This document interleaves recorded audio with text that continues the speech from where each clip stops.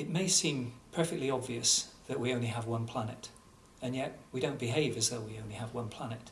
Indeed, it's well known now that we're using resources at a rate in the developed world which is round about 3 times that which is sustainable on our existing planet, and we don't have another one to move to.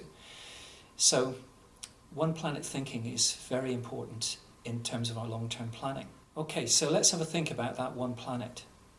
You could think of it in terms of the landmass and the area of the seas, but that's not particularly helpful. We can't just fill up the land and fill up the seas with people and carry on using resources.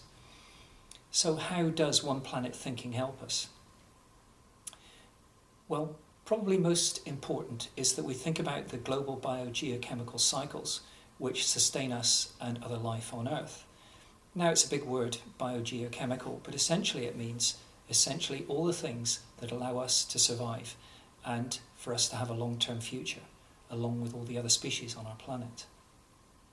So one of the really nice things about this unit is you get to explore these kind of planetary boundaries that Pete's alluded to.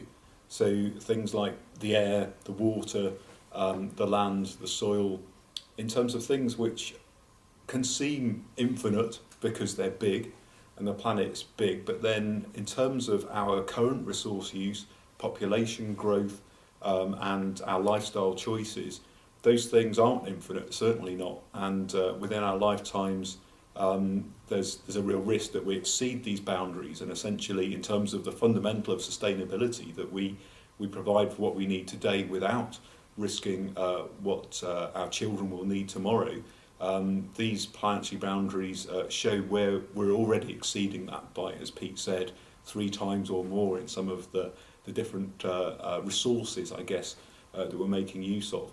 So you've got the opportunity in this unit to explore all of them, but certainly look at the ones that you're really interested in, ones that maybe you're really into the sea, and certainly for me it's an inspiring environment and often seems endless, but actually looking at it in this respect, from everything from fish stocks to acidification, climate change impacts, the kind of things we get with waste input to the seas, so the plastic problems.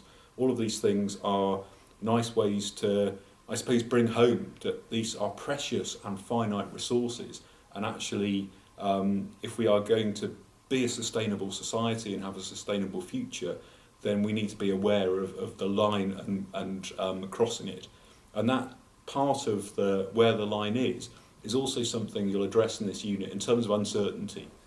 So all of these boundaries are estimates in terms of how much population is going to grow, how efficiently we use resources, and we can have estimates about where the boundary lies. And as you'll see in this unit, for some of the metrics that we're looking at, things like greenhouse gases, we're already over the line of basically where we should be. So we need to draw back, and others we've got a limited headroom. So they're the kind of ideas you'll explore, is the planetary boundaries in terms of what they are, but also our uncertainty around them and how we can actually move towards a future where we're within what is sustainable.